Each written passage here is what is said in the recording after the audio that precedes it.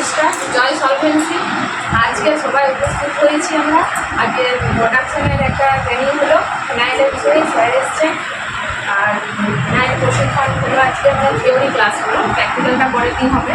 প্রথম উপকরণ ধাতু নয় এমন কোনো প্লাস্টিক বা ফাইবারের 20 থেকে 20 লিটার বা 10 লিটারের জার। আর হ্যান্ড ব্লেন্ডার, ফিনাইল ব্রাশ বা ফিনাইল রক, বিশুদ্ধ জল, সুগন্ধি, প্যাকেজিংয়ের জন্য বোতল আর লেবেল।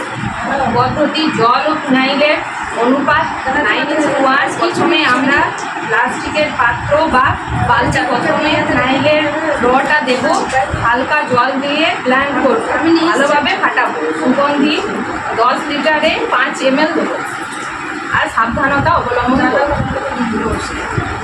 জয় সলভেন্সি। বাড়িতে 4 জন মেম্বার, 20 ঘন্টা, মানে আপনি 5 ঘন্টা কাজ করছেন, কিন্তু এট এ টাইমে 4 জন একসাথে কাজ করলে 20 ঘন্টা কাজ হয়ে যাবে। তাহলে বড় বড় কোম্পানি কিন্তু এইভাবে ক্যালকুলেশন করে কর্মচারী সময়কে কিনে নেয়। দেখেন থিঙ্কিং কেমন। একটা রিলায়েন্স কোম্পানি, ভালো কোম্পানি, সেইখানে কেউ যদি ইঞ্জিনিয়ার হয়, বাড়ির লোকজন বা না রিলায়েন্স কোম্পানিতে চাকরি করে গভর্নমেন্টের থেকেও ভালো লাগে, বলে তো। তাহলে রিলায়েন্সের মালিকের থিঙ্কিং কি, যে আমি ওই লোকটাকে চাকরিতে দিয়েছি, মানে ওর সময়টাকে আমি কিনে নিয়েছি।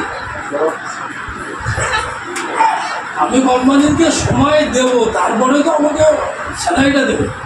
তাহলে আমার থিঙ্কিং কি, আমি ওর কাছে জব করি, কাজ করি। আর কোম্পানির মালিক কি দেখছে, যে আমি যদি 100 জনকে কাজে নিই, তাহলে 100 জন যদি 8 ঘন্টা করে কাজ করে, তাহলে আমার একদিনে 800 ঘন্টা কাজ হচ্ছে। অত বড় বড় কোম্পানি যদি চিন্তা করে যে আমি মিনিটে কত ইনকাম করছি।